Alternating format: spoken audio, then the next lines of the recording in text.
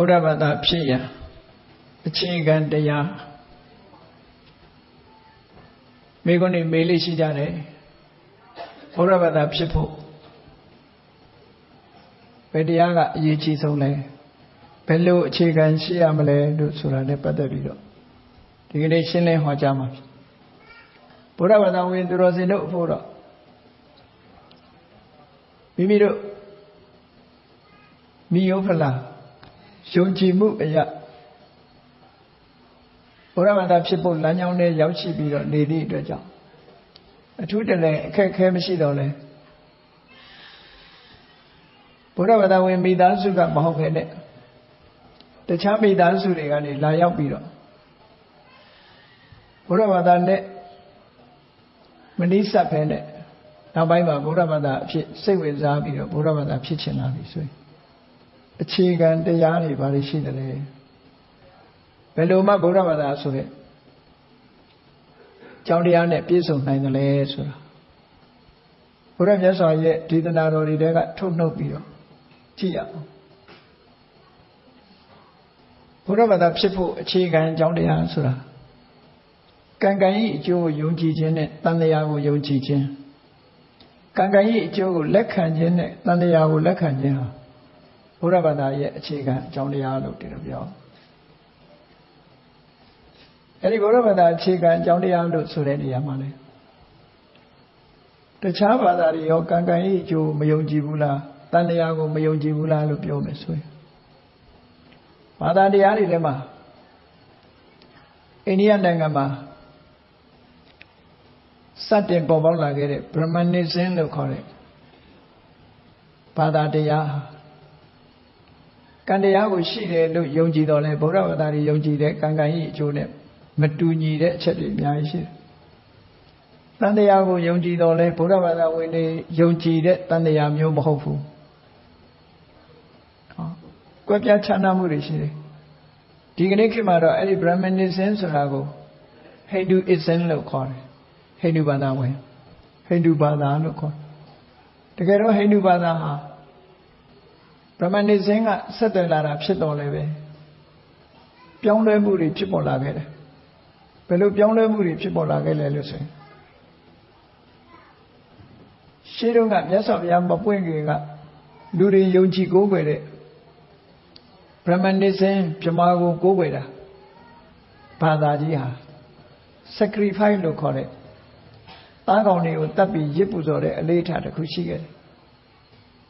သားကောင်တွေတတ်ပြီးတော့ရစ်ပူဇော်တာဟာသူတို့ဖို့မှာအကြီးမားဆုံးသောကုသိုလ်အဖြစ်လုပ်ကြကြကြားဖို့ကြလိုက်ပဲကောသလမင်းကြီးတောင်အိမ်မက်16မျိုးအိမ်မက်မဲ့လို့ထိုအိမ်မက်ကိုရေရရာခြေဖို့အတွက်ရစ်ပူဇော်ခြင်းဆိုတာကိုလုပ်ဖို့ကြိုးစားခဲ့သေးတယ်မာလိကမိဖုရားကမြတ်စွာဘုရားကိုရှောက်ထားတော့မှဒီရစ်ပူဇော်တာဟာ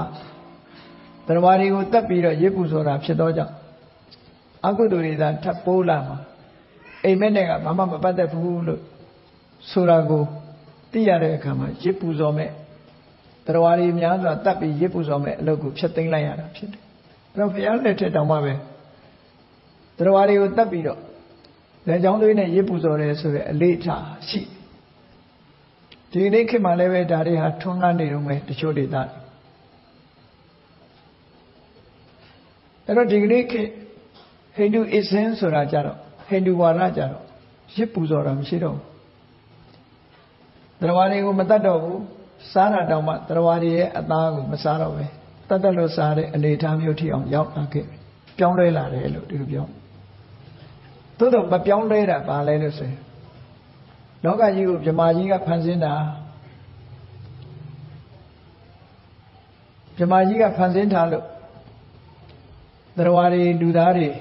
ဖြစ်ပေါ်ပြီးတော့လာကြတယ်ကဘာကြီးကိုဗြဟ္မာကြီးကဖန်ဆင်းတယ်လို့ဖန်ဆင်းရှင်ဝါဒကိုလက်ခံထားတယ်ဖန်ဆင်းရှင်ဝါဒကိုဣတ္တရနေမာနဝါဒလို့ခေါ်တယ်ဣတ္တရဆိုတာကဘာကြီးကိုအစိုးရတဲ့ခုခေတ်ပြောနေတဲ့ God ဘုရားသခင်ဆိုတူတူပဲအင်္ဂလိပ်လို God လို့ပြန်တာအိန္ဒိယစကားနဲ့ပြောရင် Brahma ပဲအဲ့ဒီဖန်ဆင်းရှင်ကြီးကဖန်ဆင်းလို့ လောကကြီးကဖြစ်ပေါ်ပြီးတော့လာတယ်တရားဝါးတွေဖြစ်ပေါ်လာတယ်ဖန်ဆင်းရှင်ကြီးကဒိဋ္ဌထာဝရဘယ်တော့မှမအိုမနာမသေးဘယ်တော့မှမအိုဘူးဘယ်တော့မှမနာဘူးဘယ်တော့မှမသေးဘူးသူဖန်ဆင်းလိုက်တဲ့တရားဝါးတွေကတော့အိုခြင်းနာခြင်းသေခြင်းရှိတယ်ဘဝတစ်ခုကနေဘဝတစ်ခုရွှေ့ပြောင်းသွားရတာရှိတယ်မကောင်းတဲ့အလုပ်တွေလုပ်သည့်အတွက်ကြောင့်တန်တရားထဲမှာကံတရားရဲ့အနှောင်ဖွဲ့နဲ့တန်တရားဆိုတာလဲရတယ်လို့ဒီလိုယုံကြည်တာအဲ့တော့ပြောမယ်ဆိုရင်တို့ကံကိုယုံကြည်တယ်တန်တရားကိုယုံကြည်တယ်သို့တော့ဖန်ဆင်းရှင်ရှိတယ်ဆိုတဲ့ဝါဒရဲ့အခုတရားတွေမှာဒီရှိနေတဲ့အထက်ပဲဖန်ဆင်းရှင်ကြီးကဖန်ဆင်းလာလို့ဖြစ်လာတဲ့အတ္တဆိုတဲ့အရာလေးဟာအခုကံတရားတွေကြောင့်ကံတရားတွေရဲ့အနှောင်ဖွဲကမလွတ်နိုင်လို့ဟိုဘွားကနေဒီဘွားဒီဘွားကနေဟိုဘွားနဲ့တန်တရားကိုလဲရတယ်လို့ယုံကြည်ကြတယ်ဒါဣတ္တရနိဗ္ဗာန်ဝါဒခဏခေတ်ပြောတဲ့ခရစ်ယာန်ဘာသာတို့အစ္စလာမ်ဘာသာတို့ဆိုတာလေဖန်ဆင်းရှင်ဝါဒပဲဣတ္တရနိဗ္ဗာန်ဝါဒလို့ခေါ်တယ်ကဘာကြီးကိုဘုရားသခင်ဖန်ဆင်းတယ်နာမည်လေးပဲပြောင်းတာခေါ့မျိုးနာမည်ပြောင်းတာအိန္ဒိယကတော့ဗြဟ္မာဗြဟ္မာခေါ့တို့အလ္လာတို့ဒီလိုခေါ်ကြတာပေါ့နော်အဲ့တော့မိမိတို့ယုံကြည်ရာဘာသာတရားဆိုတာကိုးကွယ်နေကြတာမှားတယ်မှန်တယ်ဆိုတာတဘာဝတရားကြီးကဆုံးဖြတ်သွားမှာမြတ်စွာဘုရားမပွင့်ခင်ကတည်းကဒီဘုရားသခင်ဖန်ဆင်းလို့ဖြစ်လာတယ်ဆိုတဲ့အယူဝါဒကြီးကလက်ခံထားကြခုမှပေါ်လာတဲ့ဝါဒမဟုတ်ဘူးနှစ်ပေါင်းရှည်ကြာစွာပေါ်လာဘုရားမြတ်စွာဟောတဲ့ဒေသနာတော်တွေထဲမှာတိဋ္ဌာယတနာတုတ်ဆိုတာရှိတယ်နောက်ဗြဟ္မဇာလတုတ်ဆိုတာလည်းရှိတယ်ဗြဟ္မဇာလတုတ်မှာဖန်ဆင်းရှင်ဝါဒဖြစ်ပေါ်လာပုံသမိုင်းကြောင်းမှာထည့်သွင်းပြီးတော့ဟောကြားထားတယ်သမိုင်းကြောင်းတို့ချုပ်ပြောရမယ်ဆိုရင်ကဘာကြီးပျက်စီးသွားပြီးတော့ဗြဟ္မဘုံနေသာကြံပြီးတော့ဗြဟ္မဘုံအချို့သာကြံပြီးတော့ကဘာကြီးပျက်စီးပြီးတော့နေတဲ့အချိန်ပထမဆုံးဗြဟ္မဘုံပြန်ပြီးတည်ဆောက်လာတဲ့တည်ရှိလာတဲ့အခါမှာဗြဟ္မကြီးတူကဗြဟ္မပြေမှာပထမဆုံးသူကရောက်ရှိပြီးတော့နေတယ်ဘုံတကုတ်ပဒမကြီးတယ်အဲ့ဒီဗြဟ္မကြီးကကဘာပေါင်းများစွာကြားလာတဲ့အခါမှာသူတယောက်တည်းပြင်းလာတရားဝါဆိုဒီမှာအဖော်လေးနဲ့မှပျော်တယ်တဲ့သူကလည်းတယောက်တည်းနေရတာကြာတော့ပြင်းလာသူစိတ်ထဲမှာဘာဖြစ်လဲလို့ဆိုခုချိန်မှာအဖော်တယောက်ရောက်လာရင်ကောင်းမှာပဲလို့စိတ်ကူးလိုက်တယ်အဲ့ဒီစိတ်ကူးလိုက်တဲ့တပြိုင်တည်းဘွားကနေဆိုဗြဟ္မာတယောက်ရောက်လာဟောသူစိတ်ကူးနေဖြစ်သွားအဲ့ဒီလိုဖြစ်လာတာကတော့သူကလည်းသူမတော်တဆဖြစ်လာတာသူစိတ်ကူးလို့ဖြစ်တာမဟုတ်တိုက်ဆိုင်မှုလို့ခေါ်တယ်အဲ့ဒီတိုက်ဆိုင်မှုနဲ့ဗြဟ္မာဖြစ်လာတဲ့အခါမှာသူကဘယ်လိုတွေးလိုက်တုံးဆိုတော့ဩငါဆန္ဒကိုဖြည့်ဆည်းပေးတဲ့အနေနဲ့ငါအဖော်ရငါဖန်ဆင်းလိုက်တာပဲလို့သူကသူဖန်ဆင်းရှင်လို့ထင်မှတ်သွားတယ်နောက်ရောက်တဲ့ဗြဟ္မာကလည်းဟာငါမရောက်ခင်ကဒီဗြဟ္မာကြီးရောက်နေတာတော့ငါကြီးရောက်လာတာငါ့ကိုသူဖန်ဆင်းတာပဲလို့သူကလည်းဒီလိုတွေးထင်သွားတယ်ဗြဟ္မာကြီးကလည်းသူကဘာကြီးကိုဖန်ဆင်းတယ်သူဆန္ဒတွေအကုန်ပြီးတယ်သူကတကူအကြီးဆုံးပဲလို့သူကိုယ်သူယုံကြည်သွားတယ်လောကကြီးမှာတိုက်ဆိုင်မှုတွေကြောင့်ယုံကြည်ကြတာတွေအများကြီးပဲနော်တချို့ဟာတွေကဘာကြောင့်မှမဟုတ်ဘူးတိုက်ဆိုင်မှုကြောင့်ဖြစ်တာတွေအဲ့ဒါတွေကအထင်ကြီးစရာအကြောင်းဘာတကူမှမဖြစ်ဘူးဘယ်သူနဲ့မှမပတ်သက်ဘူးဆိုပါစို့မိုးရာသီဖြစ်ပေမဲ့လို့တခါတလေမိုးလေကင်းစင်နေတာမျိုးတခါတလေမိုးရာသီပုံပဲနဲ့မိုးရတာမျိုးလို့အဲ့လိုမျိုးဖြစ်လာတဲ့အခါမှာတစုံတယောက်ကြောင့်လို့လူတွေကယုံကြည်နေကြတယ်မဟုတ်ဘူးသဘာဝတရားတွေဟာသူ့အကြောင်းတရားနဲ့သူဖြစ်ပြီးတိုက်ဆိုင်မှုတွေသာလို့ဒီလိုအောင်မှတ်သားကြတိုက်ဆိုင်မှုတွေကအလွန်များတယ်တိုက်ဆိုင်တာနဲ့ပဲအထင်ကြီးစရာမရှိဘူးအဲ့တော့ဒီဗြဟ္မာကြီးတွေကတိုက်ဆိုင်မှုကိုအဟုတ်ထင်သွားတဲ့အခါကျတော့ဘုဗြဟ္မာကြီးကလည်းသူ့ကိုဘ ပထမရောက်နေတဲ့ပြမကြီးကသူကဖန်ဆင်းရှင်လို့ဆိုတဲ့အယူဆတစ်ခုသူကောင်းနဲ့ဝင်သွားတယ်နောက်ရောက်လာတဲ့ပြမကလည်းသူဟာဖန်ဆင်းခံလိုက်ရတယ်ဆိုတဲ့အဓိပ္ပာယ်မျိုးယူဆတာနောက်ဆုံးမှာနောက်ရောက်လာတဲ့ပြမကတိတ်အလွန်ကြီးမကြပဲနဲ့ကံကြောင်းမို့လို့စောစောတည်သွားတယ်ဆိုတော့ဒါလည်းသူကံနဲ့သူလာတာပဲတည်သွားပြီးတော့လူပြည်သွားဖြစ်တယ်ဖြစ်တဲ့အခါကျတော့ယသိဘဝနဲ့တရားကျင့်တယ်ဇံပင်ရှင်တွေရတယ်ဇံပင်ရှင်တွေရတဲ့အခါကျသူဘယ်ဘဝလာတာလဲလို့ပြန်ပြီးတော့ကြည့်လိုက်တဲ့အခါကျတော့ဗြဟ္မဘဝလာတယ်ဆိုတာတွေ့တော့သူ့ရဲ့အရင်ရောက်နေတဲ့ဗြဟ္မာကြီးကဟိုမှာရှိနေတော့မယ်သူကနောက်မှရောက်ပြီးတော့စောစောတည်လာတာဆိုသူ့စိတ်ထဲမှာဘယ်လိုဖြစ်သွားတော့ဆိုငါတို့ကတော့မမြဲဘူးတည်ရတယ်ဟိုဗြဟ္မာကြီးကတော့အိဋ္ဌာထာဝရပဲသူဟာဘယ်တော့မှမတည်ဘူးငါတို့ကိုသူကဖန်ဆင်းလိုက်တာငါတို့ကြတော့ကြာမနေရဘူးသိတယ်အခုငါတည်ဆုံးလာပြီးတော့လူပြည်မှာရောက်လာတာဟောသူဒီလိုအဘိညာဉ်နဲ့ကြည့်ပြီးတဲ့အခါကျတော့သူစိတ်ထဲမှာယုံကြည်မှုဖြစ်လာတယ်အဲ့ဒီယုံကြည်မှုကိုလူလောကမှာဖြန့်ပြီးတော့ဟောပြောတဲ့အခါမှာဖန်ဆင်းရှင်ဆိုတဲ့ယုံကြည်မှုကပေါ်လာတာဒီလိုဆိုတာနော်ဒါဟုတ်ရှိတော့ကြတဲ့ဘုရားမပွင့်ခင်ကြတဲ့အဲ့ဒီဝါဒကိုအိတ္တရနိဗ္ဗာန်ဝါဒလို့ခေါ်တယ်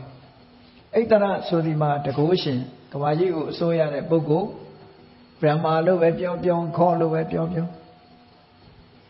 အဲ့ဒီတကုရှင်ကြီးဖန်ဆင်းလိုက်တာလို့ကဘာကြီးကိုသူဖန်ဆင်းတယ်လူတွေကိုလည်းသူဖန်ဆင်းတယ်တတဝါတွေကိုလည်းသူဖန်ဆင်းတယ်အဲ့ဒီဖန်ဆင်းတာကြောင့်ဒုတွေဖြစ်လာရတာလို့ယုံကြည်လို့ရှိရင်အိတ္တရနိဗ္ဗာန်ဝါဒကိုယုံကြည်တယ်လို့ခေါ်တယ်ကဘာကြီးမှာဖန်ဆင်းရှင်ကိုယုံကြည်ပြီးတော့ကိုးကွယ်တဲ့လူဟာဗုဒ္ဓကိုယုံကြည်ကိုးကွယ်တဲ့ပုဂ္ဂိုလ်တွေများတယ်လူကြီးနဲ့တွက်ကြည့်မယ်ဗုဒ္ဓဘာသာဟာကဘာမှာတန်ပေါင်း 6000 9000ရှိတဲ့ထဲမှာတသန်းလောက်ပဲရှိတဲ့အရေးအတွက်ပဲဖြစ်တယ်ကျန်တဲ့တန်ပေါင်း 4000 5000လောက်ကဖန်ဆင်းရှင်ကိုယုံကြည်ကြ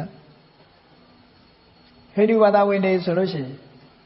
ဟိန္ဒူဘုရားကျောင်းတွေရောက်ရင်လေ့လာကြည့်ပေါ့သူတို့ကိုးကွယ်တာဘုရားသုံးဆူရှိတယ်ဗြဟ္မာရယ်ဘိသနိုးရယ်တိဝရယ်ဆိုတဲ့နတ်ဘုရားသုံးဆူရှိအဲ့ဒီနတ်ဘုရားသုံးဆူကိုတပေါင်းတည်းပူဇော်တဲ့အနေနဲ့ဟိန္ဒူဘုရားကျောင်းတွေမှာရေးထားတာရှိတယ်မြန်မာအခရာအလေးနဲ့ခါဆက်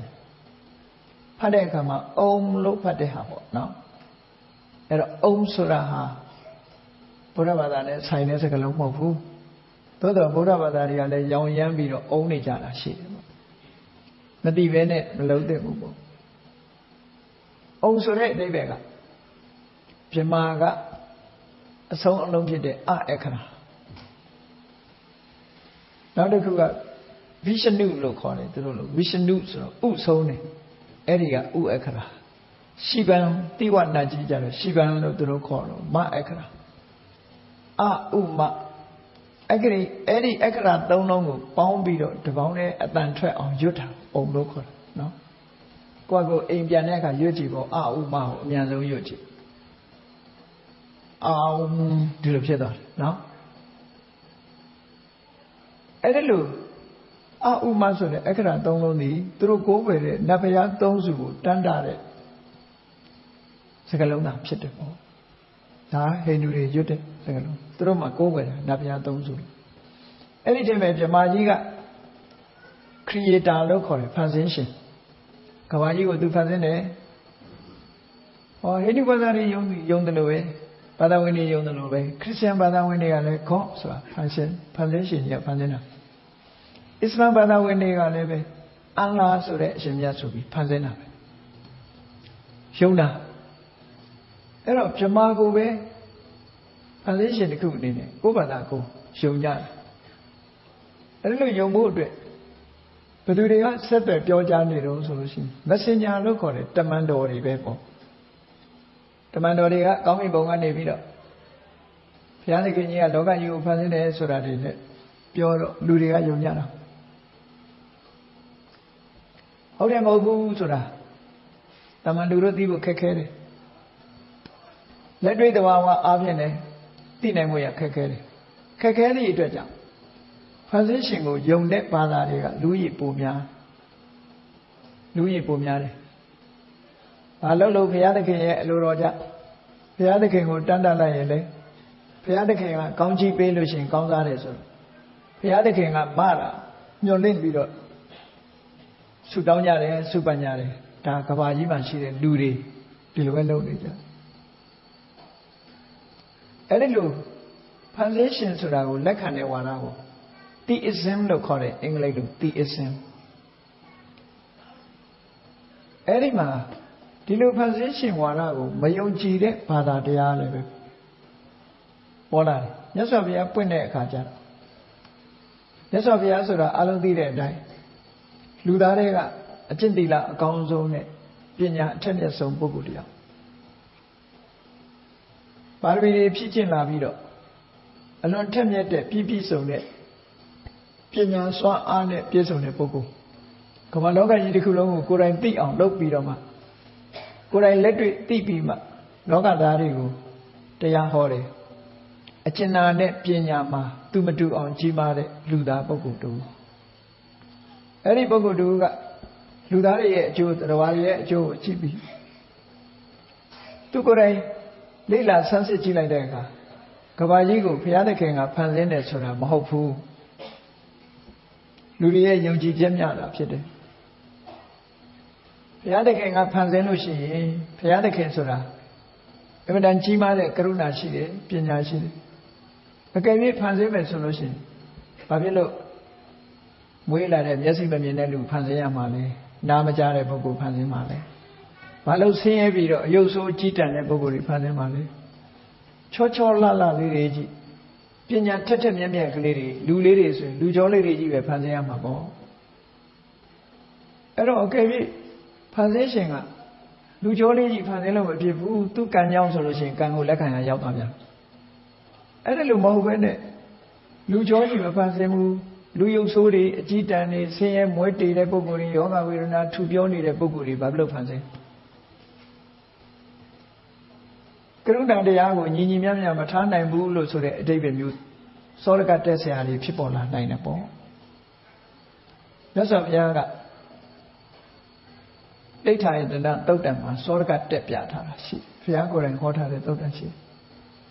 အဲ့ဒီဣတ္တရနေမာနဝါဒကိုယုံကြည်လက်ခံမဲ့ဆိုရင်တဲ့ဘုရားသခင်ကြောင့်တို့တွေဟာဒီဘဝမှာသူများတွေအသက်တွေတတ်ပြီးအသက်မွေးနေရတယ်သူများဥစ္စာခိုးပြီးတော့အသက်မွေးနေရသူတော်ဘာသာမယာကျွလုံပြမာပြီးအသက်မွေးနေရလူလိန်လူကောက်ဘဝနဲ့အသက်မွေးနေရအယက်သမားဇိုးသမားဘဝနဲ့တို့အသက်ရှင်နေရတယ်ဟောဘုရားသခင်ဖန်ဆင်းလို့တို့ဒီလိုဖြစ်နေရဘုရားသခင်ပေါ်မှာပြောမယ်ဆိုရင်အပြစ်ပုံချတရားတွေဖြစ်လာတယ်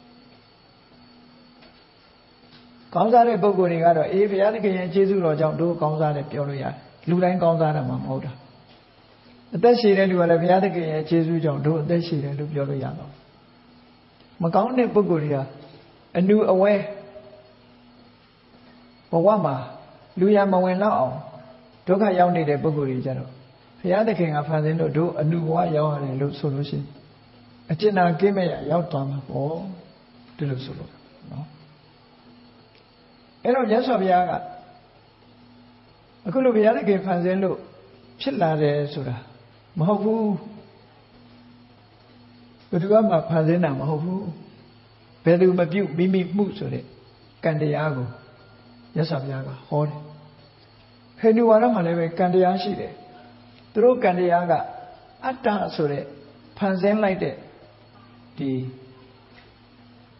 ဆိုးလို့ခေါ်တဲ့ထာဝရဖြစ်နေတဲ့အရာတစ်ခုပေါ့အာတမန်လို့ခေါ်တဲ့အဲ့ဒီဆိုးဆိုတဲ့ဇီဝတတ္တဝါလို့ခေါ်တဲ့အရာလေးကလူတိုင်းမှာရှိတယ်အဲ့ဒါလည်းယုံကြည်ကြတယ်လေမြန်မာတွေကြတော့ဗာပြောတော့ဝိညာဉ်ကောင်လို့ပြောတယ်အင်္ဂလိပ်ဘာသာနဲ့ soul spirit လို့ပြောတယ်ဒါကြောင့်မို့လူသေးသွားတဲ့အခါကျတော့ခန္ဓာကိုယ်ကြီးရတာရုပ်ကြီးရတာကြံရစ်ပြီးတော့ soul ဆိုတဲ့ဒီ spirit ဝိညာဉ်ကောင်လေးကထွက်သွားတယ်နောက်ဘဝတစ်ခုမှသွားဝင်စားတယ်လို့ဒီလိုယူဆကြတယ်အဲ့လိုယူဆကြလို့ဘုရားဘာသာနဲ့နှီးနွယ်နေတဲ့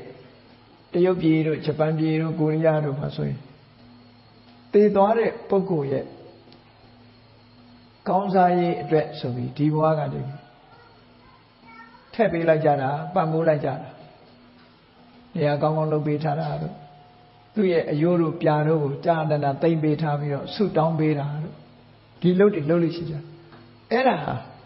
ဝိညာဉ်ဆိုတဲ့ spirit ဆိုတဲ့အစွဲလန်းနဲ့လုပ်တာနော်ဆွဲလန်းနဲ့လုပ်တာဘုန်းကြီးတို့ဂျပန်နိုင်ငံရောက်တော့အဲ့ဒီကိုယာဆန်ဆိုတဲ့တင်းချိုင်းကြီးကအမှန်တန်ကိုယာဆန်မြို့မှာတောင်ပေါ်မြို့ကြီးအဲ့ကိုယာဆန်မြို့မှာဂျပန်ဘုန်းကြီးကျောင်းတွေရှိတယ်တက္ကသိုလ်ရှိတယ်အဲ့ဒီဘာတွေရှိတယ်သို့တော့အဲ့ဒီမြို့မှာအကြီးဆုံးကြည့်စရာကြီးကဘာလို့ဆိုသုတ်တန်တင်းချိုင်းကြီးဗမာပြည်ဘက်မှာကျသွားတဲ့ဒုတိယကမ္ဘာစစ်တုန်းကဗမာပြည်ဘက်မှာတေဆုံးသွားတယ်ဂျပန်စစ်သားတွေရဲ့အယိုးတွေကိုသူတို့မြုပ်နှံထားတော့ကမြေပုံနဲ့ဘာနဲ့မှတ်ပြီးတော့သွားတာစစ်ပြီးသွားတဲ့နောက်ပိုင်းမှာအဲ့ဒါတွေလာတူးဖော်ပြီးတော့ယူသွားတယ်နော်စကိုင်းတောင်မှာလည်းရှိတယ်ဇေဒီလည်းတည်ထားတာရှိတယ်ဂျပန်တွေလာပြီးတော့အဲ့ဒီမြန်မာပြည်မှာကျဆုံးသွားတဲ့ဂျပန်တွေရဲ့ဝိညာဉ်ကောင်းတွေ spirit တွေအတွက်ဆုတောင်းဖို့အတွက်မြန်မာပြည်မှာလာပြီးအယိုးတွေကိုတည်သွားတယ်တည်သွားပြီးတော့အဲ့ဒီကိုရဆန်တင်ញိုင်းထဲမှာမြန်မာဇေဒီပုံနဲ့ဇေဒီတည်ပြီးအဲ့ဒီပတ်ဝန်းကျင်မှာမြုပ်နှံထားဘုန်းကြီးတို့သွားတော့တွေ့ကြရတယ်မြန်မာပြည်မှာကြားတယ်စစ်သားတွေရဲ့ယုံဒီမြန်မာနိုင်ငံမှာလည်းပဲအမှတ်သားတွေလောက်သွားတာရှိတယ်စကိုင်းတောင်ရိုးပုံညာရှင်ဖျားနာမှာစကိုင်းတောင်ရောက်ဘူးလို့ရှိရင်တော့သို့မဟုတ်ရောက်ရင်တော့ကြည့်ကြည့်ပါအင်ဖာဘက်ကိုလှည့်ပြီးတော့ဇေဒီတစုတည်ထားတာရှိတယ်ဘာလို့လဲဆိုအင်ဖာတိုက်ပွဲမှာဂျပန်တွေဟာရှုံးသွားတာအိန္ဒိယအင်ဖာမြို့အဲ့ဒီမှာနောက်ပြန်ဆုတ်သွားအဆုတ်မှာအောင်မြင်သောဆုတ်ခွာခြင်းမဟုတ်ဘဲနဲ့ကြာဆုံးသောဆုတ်ခွာခြင်းနဲ့ဂျပန်တွေဟာမြန်မာနိုင်ငံထဲမှာအသက်အများကြီးဆုံးရှုံးသွားကြတယ်အဲ့တော့သူတို့ဆိုလိုတာကလူသေးသွားတော့လဲအဲ့ဒီဝိညာဉ်ကောင်လေးတွေ spirit တွေဆိုးတွေရှိနေတယ်ဆိုတဲ့ရည်ရွယ်ချက်နဲ့ကောင်းစားဖို့အတွက်ဆိုပြီးတော့ဆုတောင်းရတယ်တနေ့တခါဆုတောင်းပွဲတွေလုပ်ပေးတယ်ဗုဒ္ဓဘာသာနဲ့အနည်းငယ်ဆက်နွယ်နေတဲ့အယူဆတွေမှတောင်အဲ့လိုရှိတိဘက်ဗုဒ္ဓဘာသာကိုကြည့်လိုက်မယ်ဆိုရင်လူတယောက်သေသွားလို့ရှိရင်အဲ့ဒီဝိညာဉ်လေးကနောက်ဘဝရောက်ဖို့အတွက်49ရက်စောင့်ဆိုင်တယ်လို့သူယူဆ49ရက်ဗမာတွေကတော့9ရက်မှရက်လဲတာဟာအမှန်ကတော့ကုသိုလ်ကောင်းမှုပြုပြီးအမြတ်ပိတ်ဝေးတာကိုဆိုလိုတယ်သို့တော့9ရက်ရက်လဲတာနဲ့ဆက်သွယ်ပြီးတော့မလုပ်တော့ဆိုရင်သေသွားတဲ့လူရဲ့ဝိညာဉ်က9ရက်အိမ်ကမထွက်သေးဘူးလို့ဒီလိုယူတဲ့လူကလည်းယူတယ်အဲ့ဒီယူဆတွေအားလုံးဟာဘုရားရဲ့အဆုံးအမနဲ့ဆန့်ကျင်နေတယ်မြတ်စွာဘုရားကတရားတူတယောက်ဟာသေလို့သုတိစိတ်ကြလိုက်တာနဲ့တပြိုင်နက်နောက်ဘဝပရိသေဆိုတာတခါလေးရတယ်တန်းပြီးတော့အဲ့ဒီသုတိနဲ့ပရိသေကြားမှာဘာမှဘဝကွဲပြားခြားနားနေတာမရှိဘူးဘဝတစ်ခုကချက်ချင်းရသွားတယ်အဲ့ဒါကြောင့်မို့အနန္တရပစ္စယောဆိုတဲ့ပဋ္ဌာန်း24ပစ္စည်းထဲမှာအနန္တရပစ္စယောသမဏန္တရပစ္စယောနတ္ထိပစ္စယောဝိကတပစ္စယောဆိုတာဒီဘဝတည်တည်ချမ်းမဲ့နိုင်နောက်ဘဝမှာချက်ချင်းပရိသေစိတ်သုတိနဲ့ပရိသေကြားမှာဘာတစ်ခုမှမချဘူးလို့ဆိုဘဝလည်းချတာမရှိဘူးရက်လည်းချတာမဟုတ်ချိန်လည်းမချဘူးချက်ချင်းဖြစ်တယ်ဒါဗုဒ္ဓဟောပြောတဲ့ချက်ချင်းဖြစ်တယ်တည်သွားတာနဲ့တပြိုင်နက်နောက်ဘဝဆိုချက်ချင်းရောက်တယ်ခုနပြောတဲ့ဝိညာဉ်ကောင်းဆိုတာလည်းရှိတာမဟုတ်ဘူးအကြောင်းအကျိုးဆက်သွားမှုသာရှိတယ်ဒီဘဝကလည်းဘာတစ်ခုမှပါသွားတာမရှိဘူးစိတ်အစဉ်ကတော့မပြတ်ဘူးစိတ်အစဉ်ဆိုတာရှေ့စိတ်ချုပ်သွားရင်နောက်စိတ်ပေါ်တယ်နောက်စိတ်ချုပ်သွားရင်ဟိုနောက်စိတ်ပေါ်တယ်အဲ့ဒါလို့ process လို့ခေါ်တဲ့ဖြစ်စဉ်ကြီးတစ်ခုများတာဖြစ်တယ်အဲ့ဒီဖြစ်စဉ်ဆိုပါစို့နေရာတစ်ခုကိုသွားတယ်ခြေလမ်း100နဲ့သွားတယ်ဆိုပါစို့ပထမခြေလမ်းလမ်းပြီးတော့ဒုတိယခြေလမ်းလမ်းတယ်ပထမခြေလမ်းကဒုတိယခြေလမ်းဖြစ်တာမဟုတ်ဘူးဒုတိယခြေလမ်းကတတိယခြေလမ်းဖြစ်တာမဟုတ်ဘူးပထမခြေလမ်းလမ်းပြီးတာနဲ့ပထမခြေလမ်းပြီးသွားပြီဒုတိယခြေလမ်းကဒုတိယခြေလမ်းပဲခြေလမ်း100ပြည့်သွားတဲ့အခါမှာသူလိုတဲ့နေရာရောက်သွားတယ်သို့တော့ဖြ ဖြစ်စဉ်ကြီးတစ်ခုလို့ပြောရတယ်ပထမခြေလမ်းဒုတိယခြေလမ်းတတိယခြေလမ်းဒီခြေလမ်းတွေမပါခဲ့ဘူးဆိုလို့ရှိရင်နောက်ဆုံးတရားမြောက်ခြေလမ်းဆိုတာရမှာမဟုတ်ဘူးအဲ့တော့တစ်ခုနဲ့တစ်ခုဟာပြီးဆုံးသွားမှနောက်တစ်ခုစတာအဲ့တော့နောက်တစ်ခုဒီရှေ့ကအားနဲ့ဆက်သွယ်မှုရှိတယ်ဘယ်လိုဆက်သွယ်နေတော့ဆိုပထမခြေလမ်းမပါရင်ဒုတိယခြေလမ်းမဖြစ်ဘူးဒုတိယခြေလမ်းမပါရင်တတိယခြေလမ်းမဖြစ်ဘူးအဲ့ဒါလို့တစ်ခုနဲ့တစ်ခုကဆက်သွယ်မှုတွေရှိတယ်စိတ်မှလည်းပဲထို့တူပဲပထမစိတ်ကလေးချုပ်သွားလို့ဒုတိယစိတ်ပေါ်တာဒုတိယစိတ်ချုပ်သွားမှတတိယစိတ်ပေါ်တာတတိယစိတ်ချုပ်မှဒါကိုပြောတာအနန္တရပစ္စယောသမန္တန္တရပစ္စယောရှစ်စိတ်လေးမရှိတော့မှဖြစ်လို့နတ္ထိပစ္စယောရှစ်စိတ်လေးပျောက်သွားမှဖြစ်လို့ဝိကတပစ္စယောလို့မြတ်စွာဘုရား24ပစ္စည်းမှာဟောတာဘုန်းကြီးတို့တရားဟောနေတဲ့အတန်ပဲကြည့်ပထမဆုံးကအတန်တွေဟာချုပ်သွားပြီးအခုထွက်တဲ့အတန်ကနောက်အတန်တွေကြီးပဲအကုန်လုံးရှေ့အတန်တွေဟာပျောက်နေတာသို့တော့တရားပွဲမပြီးမချင်းဒီအတန်တွေဟာထွက်နေမှာပဲစိတ်အစဉ်ဆိုဒီမှာစင်စက်မပြတ်ဖြစ်ပေါ်နေတာဘာကြောင့်ဖြစ်လဲအကြောင်းကြောင့်ဖြစ်နေတယ်ဒီလိုဆိုလိုတာပေါ့ဟောအဲ့တော့ဘုရားဘာသာနိုင်ငံတွေဖြစ်ပြီမဲ့လို့ဝိညာဉ်ကောင်အယူဆလက်ပြကောင်အယူဆ spirit တို့ဆိုးတို့အယူဆတွေဟာတွက်ဖက်ပြီးတော့ပါနေသေးတယ်မြတ်စွာဘုရားရဲ့ထေရဝါဒတရားတော်အရဆိုလို့ရှိရင်တော့ဒီလိုတွဲဖက်ပါနေတာတခုမှမရှိဘူးဖန်ဆင်းတယ်ဆိုတာလည်းမဟုတ်ဘူးဒီသေသွားတဲ့နောက်မှာဝိညာဉ်လေးကဝိညာဉ်ကောင်လေးကရှိနေတယ်နောက်ဘဝကိုရှားနေတယ်ဆိုတာမျိုးလည်းမဟုတ်ဘူးအဲ့တော့ကိုရဆန်မြို့ရောက်တဲ့အခါကျတော့မဟာယာနဘုန်းကြီးတွေဂျပန်ဘုန်းကြီးတွေကသေသွားတဲ့ပုဂ္ဂိုလ်ရဲ့အယုမူနာမှာသူတို့ဂျပန်လိုချန်တင်းလုပ်တဲ့ခေါ်တာပေါ့ရှုဖတ်30ဆုတောင်းပြီးတော့ပေးတာဘုံတော်လေးခောက်ပြီးတော့ဘုန်းကြီးမေးကြည့်တယ်ဘာလို့အဲ့ဒါလုပ်ရတာလဲဘာအတွက်လုပ်တာလဲဆိုတော့သေသွားတဲ့ပုဂ္ဂိုလ်ရဲ့ spirit နောက်ဘဝမှာလမ်းဖြောင်းပြောင်းသွားရအောင်လို့ဘဝကောင်းကောင်းရောက်အောင်လို့ဆုတောင်းပေးတာတဲ့အဲ့တော့သူတို့ဆုတောင်းပေးတာလမ်းခုလက်ပဲရှိသေးတယ်တုတ်တန်ထဲမှာရှိသေးတယ်ဟိုမရောက်သေးဘူးဆိုတဲ့အဓိပ္ပာယ်ပြောတယ်နော်သေသွားပြီးတဲ့နောက်မှာတင်းကြိုင်းမှာပဲရှိနေသေးတယ်တဘောဒါနဲ့ဆက်ပြီးတော့မေးကြည့်တယ်အေးအဲ့ဒါလို့ရွတ်လိုက်လို့ဝိညာဉ်ကောင်ဘယ်နှကောင် spirit ဘယ်နှခုဆိုးဘယ်နှခုဟာဘဝလမ်းကြောင်းဖြောင်းသွားတယ်လို့သိရတာရောရှိလားလို့ဆိုအဲ့ဒါလို့တော့မသိဘူးတဲ့ထုံတန်းစင်လာရတာသူတို့ရွတ်ဖတ်နေတယ်ဆိုတာကိုပြောပြအဲ့တော့ဘာပဲဖြစ်ဖြစ်မှန်းလုံနေကြရတယ်ရမ်းလုံနေကြတယ်ဆိုတဲ့အဓိပ္ပာယ်ပဲပြောတာပေါ့အဲ့တော့ထေရဝါဒဒေသနာတော်အရယုံကြည်ရမယ်ဆိုရင်ထေရဝါဒဒေသနာတော်အရဆိုလို့ရှိရင်လူတယောက်ဟာသေဆုံးသွားလိုက်တာနဲ့တပြိုင်နက်သေတာဆိုတာနောက်ဆုံးသုတိစိတ်ကြလိုက်တာနဲ့တပြိုင်နက်သုတိစိတ်မကြခင်ကတည်းကနောင်ဘဝဘာဖြစ်မယ်ဆိုတဲ့ပုံနမိတ်တွေကပြနေဒီစိတ်အစဉ်တွေကနောင်ဘဝကိုသူတို့ဖြစ်ရမယ့်အခြေအနေတွေကိုစိတ်တွေကအကုန်လုံးဖြစ်ပြီးနေပြီအဲ့ဒီဖြစ်တဲ့အနေအထားအတိုင်းဘဝတစ်ခုမှဖြစ်တော့တာဒါရှောက်ဒီလိုဆိုလို့အမေရိကန်နိုင်ငံရောက်နေတဲ့မြန်မာဆရာတော်ကြီးတပါအခုဆိုတက်90ကျော်လောက်ရှိတက်ရှိထင်ရှားရှိနေသေးတယ်ဟိုဘဝတုန်းကသူကတောင်သာမြင်းချံ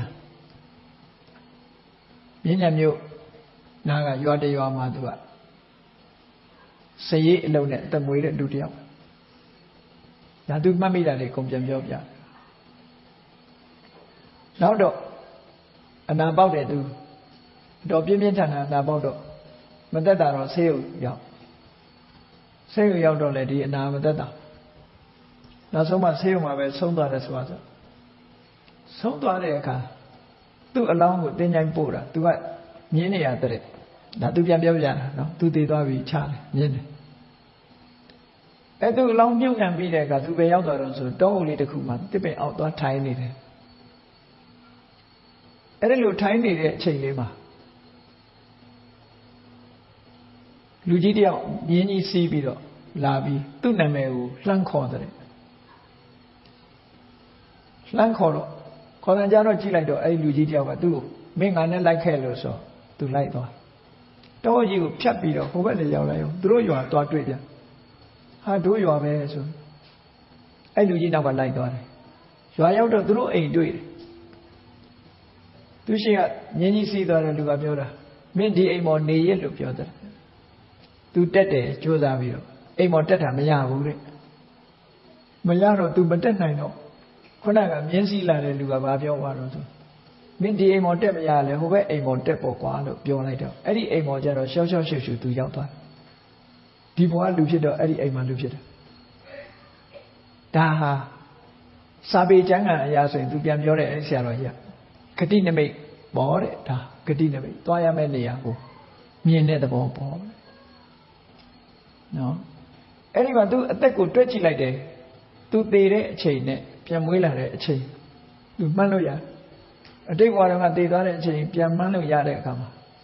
သူပါဆရာတော်ကြီးကပါဆုံးဖြတ်တော့ဆိုရင်သူသေပြီးတော့ပြိတ္တာဖြစ်သွားတာ2လလောက်ကြာတယ်အဲ့ဒီနောက်မှာလူဘဝရောက်တယ်ပေါ့ခုနကမြင်းပြူရှင်ကလားခေါ်တဲ့ချိန်ထိအောင်တောထဲမှာတယောက်တည်းနေရတယ်အဲ့ဒီအချိန်လေးက2လလောက်ကြာတယ်တဲ့ဒါပေမဲ့သူ့ဖို့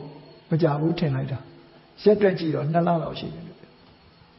ဟောမွေးဖွားတဲ့နှုံးနေရက်တွေနဲ့တွက်ကြည့်တဲ့အခါအဲ့ဒါလိုတွေ့ရအဲ့ဒါဟာဂတိနမိတ်လို့ခေါ်တယ်မသေးခင်ကမြင်နဲ့မြင်ကွင်းတွေဟာဒီဘဝမှာမှတ်မိလို့လာပြောတာတကယ်ကတော့သူသွားရမယ့်နေရာတိတ်တိချင်းအဲ့ဒီအိမ်ပေါ်ရောက်သွားတာအဲ့ဒီမှာမွေးတာဒီလိုဆိုလို့တယ်သရေတီးတယ်လို့ဒီလိုဆိုအဲ့မတီးခင်ဘာဖြစ်လဲပြိတ္တာဖြစ်နေသေးတယ်အဲ့ဒီပြိတ္တာဖြစ်တဲ့ဟာကလည်းဘဝတစ်ခုပဲဒါကြောင့်မို့တချို့လူသေးပြီးတဲ့နောက်မှာအိမ်ပေါ်ကနေမဆင်းဘူးဆိုတာ spirit မဟုတ်ဘူးပြိတ္တာဘဝတစ်ခုရောက်ပြီးတော့မိသားစုကိုဆွဲရဖြစ်စေပစ္စည်းဥစ္စာဆွဲရဖြစ်စေအိမ်ပေါ်မှာပဲပြန်ဖြစ်နေတတ်တယ်တဲ့အဲ့ဒါလိုပြန်ဖြစ်တဲ့အနေအထားတစ်ခုဆိုလိုတာနော်အဲ့ဒါလိုဖြစ်တာအဲ့တော့မြတ်စွာဘုရားကမသေးခင်မှာလူတွေကကိုလှုပ်ထားတဲ့ကံတရားတွေပြန်ပေါ်နေတယ်ကံလှုပ်စဉ်ကအခြေအနေတွေပြန်ပေါ်တယ်ကမ္မနမိတ်တွေပြန်ပေါ်တယ်ကိုသွားရမယ့်နေရာတစ်ခုပြန်ပေါ်နေတယ်အဲ့ဒီပေါ်နေတဲ့မသေးခင်လေးမှာပေါ်တဲ့အတိုင်းပဲသေသွားတဲ့အခါမှာမှတ်ပုံတင်လိုက်တယ်လို့ပဲအဲ့ဒီမှာလူဖြစ်တော့တာပဲလူဖြစ်ရင်ဖြစ်မယ်နတ်ဖြစ်ရင်ဖြစ်မယ်တိရစ္ဆာန်ဖြစ်ရင်ဖြစ်မယ်ဒီလိုဆိုလိုတာပေါ့နော်ချက်ချင်းဖြစ်တာပဲတခုကံကမ္မနမိတ်ဂတိနမိတ်ဆိုတဲ့မသေးခင်အိမ်မောကြတယ်လို့အိမ်မောကြတဲ့အခါမြင်သွားတယ်လို့ပဲအိမ်မက်တယ်လို့အဲ့ဒီအချိန်မှာမသေးခင်လေးသုတိစိတ်မချုပ်ခင်လေးမှာမြင်ရတဲ့အပေါ်မှာစိတ်ကညှို့ပြီးတော့ဘဝဆိုတာဖြစ်သွားတာဘယ်သူမှဖန်ဆင်းတာမဟုတ်ဘူးကိုလုံးတဲ့ကံတွေရဲ့အစွမ်းအားကြောင့်ဖြစ်ချင်းများတာဖြစ်တယ်လို့ဒီလိုဆိုတာနော်ဒီလိုတတိတာရကတွေမြောင်များစွာရှိတယ်ပေါ့ဘဝကူးတယ်ဆိုတာအဲ့ဒီပုံစံနဲ့ခေါ်အဲ့ဒီမှာဘုရားသခင်ဖန်ဆင်းလို့ဆိုတဲ့အယူဝါဒမြတ်စွာဘုရားကစောရကတက်ဆရာတွေအများကြီးရှိတယ်မမှန်ဘူးတကယ်ကတော့ကံကတာလည်းအဓိကပဲကိုလုပ်ခဲ့တဲ့ကံတွေကြောင့်လူတွေဟာတယောက်နဲ့တယောက်မတူတာအဲ့ဒါကိုမြတ်စွာဘုရားကဘယ်လိုဟောတော့ဆိုရင်ကမ္မတက္ကတတ္တာတရားတွေဆိုတာကိုလုပ်တဲ့ကံတွေကိုပိုင်ဆိုင်နေကြတယ်ကမ္မဒါရကံပေးတဲ့အမွေတွေကိုခံနေရတယ်ကမ္မယောနိကံကတာလည်းအကြောင်းတရားကမ္မဗန္ဓုကံတာလည်းဆွေမျိုးကမ္မပဋိတ္တရဏကံတာလည်းအာကိုရာယံကမ္မံကရိတ္တန္တိကလျာဏဝါပါပကံဝါတတ္တကမ္မတထာယတာဘာလို့ကောင်းတာလို့ဆိုတာလို့ထိုလို့တည်းကံတရားတွေရဲ့ကိုလုပ်ခဲ့တာတွေဟာကံကြမ္မာပုံရိပ်တွေကိုယ့်ပေါ်မှာပဲပေါ်လာဒါကြောင့်မို့လို့ကိုလုပ်ခဲ့တဲ့ကံကြမ္မာပုံရိပ်တွေပေါ်တာမကောင်းတဲ့ကံတွေပါဏာတိပါဒလှုပ်လာတယ်ဆိုလို့ရှိရင်ယောဂများတဲ့အယုံဆုံးမယ်ကြီးတန်မယ်ယောဂများမယ်အသက်တုံမယ်ဒေါသတွေကြီးခဲ့မယ်ဆိုရင်အယုံဆုံးမယ်ကြီးတန်မယ်အိတ်သားတွေမနာလို့စိတ်တွေများလို့ရှိရင်ဆင်းရဲမွဲတေအောက်တန်းကြတဲ့အမျိုးမှဖြစ်မယ်ဒါနကောင်းမှုလုပ်ခဲ့တယ်ဆိုတဲ့ပုဂ္ဂိုလ်တွေကြတော့ချမ်းသာကြွယ်ဝတဲ့မိဘအိမ်မှာလူသွားဖြစ်တယ်ရုပ်ဆင်းအင်္ဂါလှပတယ်မေတ္တာထားတတ်တဲ့ပုဂ္ဂိုလ်ဆိုရင်ရုပ်ဆင်းအင်္ဂါလှပတယ်ဟောဒါတွေဟာလူတွေဒီလိုစုကြုံနှိမ့်မြင့်အမျိုးမျိုးအစအစဖြစ်နေတာဖန်ဆင်းရှင်နဲ့မဆိုင်ဘူးဖန်ဆင်းရှင်ကဖန်ဆင်းလို့ဖြစ်တာမဟုတ်ဘူးလူတွေရဲ့စိတ်နေသဘောထားကိုလုပ်ခဲ့တဲ့ကံတရားတွေကြောင့်ဖြစ်တာလို့ကမ္မန္တတ္တိဝိပဿတိကံတရားတွေကတတ္တဝါတွေကိုခွဲခြားဝေဖန်သွားတာဖြစ်တယ်လို့အဲ့ဒါလို့ကံတရားနဲ့ပတ်သက်ပြီးတော့မြတ်စွာဘုရားကဟောခဲ့တာကမ္မဝါဒအဲ့ဒီကမ္မဝါဒကံတရားကိုယုံကြည်လက်ခံပြီးတော့သိမြင်တဲ့ ဒီယူဆကံကိုလက်ခံမှသာလေဘဝမှာကံတရားကအဓိကပဲတရားတွေကိုဖန်ဆင်းနေတယ်ဆိုတဲ့ဖန်တီးနေတယ်ဆိုတဲ့ကံတရားရဲ့ကံတရားထင်ရှားရှိမှုကံတရားရဲ့အကျိုးတွေထင်ရှားရှိမှုကိုလက်ခံယုံကြည်သိမြင်တဲ့ဝါဒကိုကမ္မတက္ကတသမ္မာဒိဋ္ဌိလို့ခေါ်တယ်။အဲ့ဒီကမ္မတက္ကတသမ္မာဒိဋ္ဌိဒီဗုဒ္ဓဘာသာဖြစ်ဖို့အခြေခံအကြောင်းတရားပဲ။ဘာဖြစ်လို့သူ့ကိုကံကံဤအကျိုးယုံကြည်တာကိုကံကံဤအကျိုးကိုလက်ခံတာကိုဗုဒ္ဓဘာသာဖြစ်ဖို့အခြေခံလို့ပြောရတယ်လို့ဆိုလို့ရှိရင်ဝိနည်းကျမ်းကအဆိုလေးတစ်ခုကြည့်မြတ်စွာဘုရားကကံကံဤအကျိုးကိုမယုံကြည်တဲ့ဘာသာကြားတွေဘုရားသာသနာကိုရဟန်းဖြစ်ဝင်ကျင်တယ်ဆိုလို့ရှိရင်လေးလဆောင်ဆိုင်ခိုင်းတယ်လေးလဆိုင်ပြီးတော့လေးလအကဲခတ်ပြီးစိတ်တိုင်းကြမှာဝင်ခိုင်းတယ်ရဟန်းခံခိုင်းလေးလအဲ့ဒါကိုအညတ္တိဋ္ဌိယပရိဝါဒလို့ခေါ်တယ်လေးလစောင့်ပြီးတော့ဒီအကဲခတ်ချခြင်းကိုခံရမယ်ချက်ချင်းရဟန်းခံမပေးဘူးကုခွင့်မပေးဘူးကံကံဤကျိုးလက်ခံလာသည်အထိအောင်သင်တန်းပေးပြီးမှဆိုပါစို့အဲ့လိုမှလက်ခံသို့တော့တချို့ဘုရားဘာသာမဟုတ်ပြီပဲလို့ကံတရားကိုလက်ခံတယ်ကံရဲ့အကျိုးတရားကိုလည်းလက်ခံတယ်ကာမဝါဒီကိရိယာဝါဒီကံဆိုတာရှိတယ်ကုသိုလ်ကံဆိုတာလုံးလို့ရတယ်အကုသိုလ်ကံဆိုတာလည်းလုံးလို့ရတယ်ကုသိုလ်ကံရဲ့အကျိုးလည်းရှိတယ်အကုသိုလ်ကံရဲ့အကျိုးဆိုတာလည်းရှိတယ်လို့အဲ့ဒါလိုလက်ခံတဲ့ပုဂ္ဂိုလ်ဆိုလို့ရှိရင်ချက်ချင်းဝတ်ခွင့်ပေးတယ်ဘာလို့လဲဆိုရင်ဘုရားဘာသာဖြစ်ဖို့အခြေခံတရားသူ့မှာလုံလောက်တယ်လို့သူတို့ဆိုတာ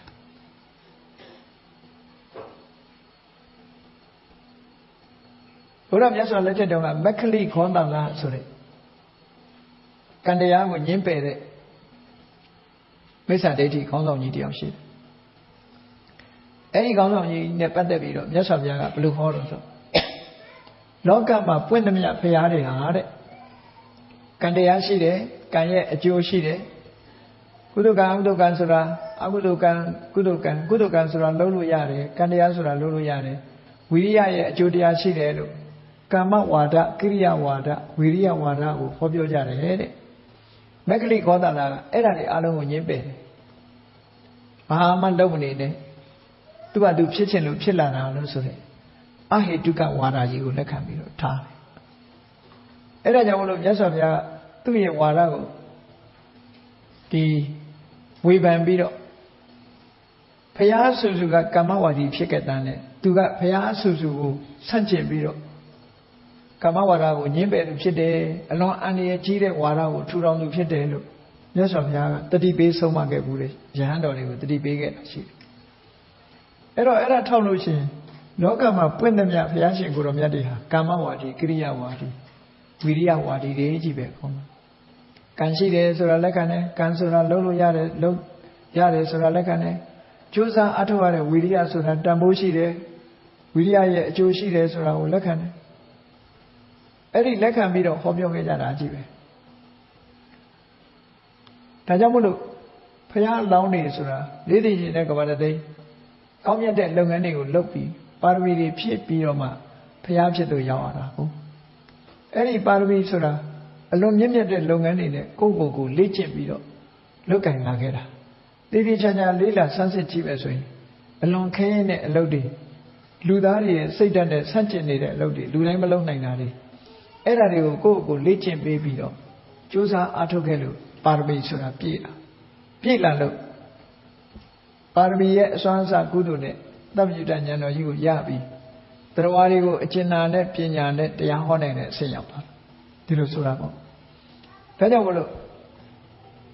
ဘုရားဆူဆူဟာကာမဝါဒီကိရိယာဝါဒီတွေဖြစ်သောကြောင့်ကံတရားကိုလက်ခံခြင်းဟာဘုရားဘာသာဖြစ်ဖို့အခြေခံတရားပဲလို့ကံကိုညှင်းပယ်ရင်တော့ဘုရားဘာသာမဖြစ်ဘူးကံကိုညှင်းပယ်တာကိုဒုစရိုက်ထဲမှာပါတဲ့မိစ္ဆာဒိဋ္ဌိလို့ခေါ်တယ်ကံဤအကျိုးကိုညှင်းပယ်တာဟာမိစ္ဆာဒိဋ္ဌိပဲဒုစရိုက်7ပါးအလုံးသိကြတဲ့အတိုင်းပဲမနောဒုစရိုက်ဆိုတာရှိတယ်အဘိဇ္ဇာပြာပါဒမိစ္ဆာဒိဋ္ဌိအဲ့ဒီမှာမိစ္ဆာဒိဋ္ဌိဆိုတာဟာဘာကိုညှင်းပယ်တာလဲလို့ဆိုလို့ရှိရင်သူကကံတရားရဲ့အကျိုးကိုညှင်းပယ်တာကံတရားကိုရဲ့အကျိုးကိုညှင်းပယ်ခြင်းအပြင်ကံတရားကိုလည်းညှင်းပယ်ပြီးသားဖြစ်သွားတယ်အဲ့တော့ကံကံရဲ့အကျိုးကိုမယုံဘူးဆိုလို့ရှိရင်မိစ္ဆာဒိဋ္ဌိလို့ခေါ်တာပဲဒါကြောင့်မို့ကံကံရဲ့အကျိုးယုံကြည်မှုဟာဘုရားဘာသာဖြစ်ဖို့အခြေခံအကြောင်းတရားလို့ အဲ့ဒီ10မျိုးကအချင်းချုပ်ပြောရင်ဘာလဲလို့ဆိုရင်ဒါနကောင်းမှုအမျိုးမျိုးရဲ့အကျိုးဆိုတာနော်မရှိဘူးလို့ညင်းပယ်တယ်ဗုဒ္ဓဘာသာဖြစ်တဲ့ပုဂ္ဂိုလ်ကရှိတယ်လို့လက်ခံတယ်ကုသိုလ်အကုသိုလ်တို့ရဲ့အကျိုးကိုမိစ္ဆာဒိဋ္ဌိကညင်းပယ်တယ်တမ္မာဒိဋ္ဌိကျတော့လက်ခံတယ်ဒါလေးနောက်တစ်ခါဒီဘဝဆိုတာရှိတယ်ဒီလောကဆိုတာရှိတယ်နောင်လောကဆိုတာရှိတယ်အမေကိုအတိမပြုတယ်အဖေကိုအတိမပြုတယ်မိစ္ဆာဒိဋ္ဌိမှာအမေအဖေကိုအတိမမပြုအတိမမပြုသည့်အတွက်ကြောင့်အမေစော်ကားအဖေစော်ကားလည်းအပြစ်မရှိဘူးမိဘနှစ်ပါးလှုပ်ကြွေးလည်းအကျိုးမရှိဘူးလို့လူညင်းပဲသိပြီးတော့နောက်ထပ်ပြန်ဖြစ်တဲ့တရားဆိုတာကိုညင်းပဲတယ်ဟောမိစ္ဆာဒိဋ္ဌိနောက်တစ်ခါလောကမှာမှန်ကန်တဲ့အကျင့်ကိုကျင့်ပြီးတော့အသိဉာဏ်ရပြီးတော့တရားဟောပြောနိုင်တဲ့ဘုရားဆိုတာကိုညင်းပဲတယ်အားလုံးညင်းပဲမှု10ချက်ရှိတယ်အဲ့ဒီ10ချက်ညင်းပယ်ထားလို့ရှိရင်တော့မိစ္ဆာဒိဋ္ဌိမှားတဲ့အမြင်လို့မြတ်စွာဘုရားဒုစရိုက်ထဲမှာဆုံးဖြတ်တာအဲ့ဒါကိုလက်ခံပြီးဆိုမှတမ္မာဒိဋ္ဌိလို့ခေါ်တယ်အဲ့တော့ဗုဒ္ဓဘာသာဖြစ်ဖို့အခြေခံတရားဆိုဒီမှာကံတရားရဲ့အကျိုးတွေကိုမငင်းပယ်ပဲနဲ့လက်ခံခြင်းဟာဗုဒ္ဓဘာသာဖြစ်ဖို့အခြေခံအကြောင်းတရားပဲဒါကြောင့်မို့ပြောတာနော်အဲ့တော့ကံကိုလက်ခံလိုက်ခြင်းအဖြစ်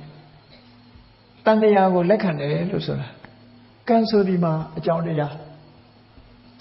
ကံနဲ့ကိလေသာပေါင်းစပ်ပြီးတော့ကံရှိနေတဲ့မြတ်ကံတရားသည်ဘဝတစ်ခုကိုဖန်တီးနေဥမှာပဲအဲ့ဒီလိုဖန်တီးတယ်ဆိုတာကံဆိုတာကိုမျိုးစေ့နဲ့အလားတန်တူတယ်လို့ပြောတယ်မျိုးစေ့ရှိနေလို့ရှိရင်အဲ့ဒီမျိုးစေ့ဒီမြေနဲ့ရေနဲ့တွဲတဲ့အခါအပင်ပေါက်မှာပဲဘဝဆိုတာမျိုးစေ့ကနေအပင်ပေါက်တဲ့တရံတစ်မျိုးပဲကံတရားရှိနေတဲ့မြတ်တို့တွေဟာဘဝမှာအပင်တွေပေါက်နေကြအောင်ပါပဲဟိုဘဝရောက်လိုက်ဒီဘဝရောက်လိုက်ကောင်းတဲ့ကံအလျောက်မကောင်းတဲ့ကံအလျောက်ဘဝတွေကိုရောက်အဲ့ဒီလိုဟိုဘဝကနေဒီဘ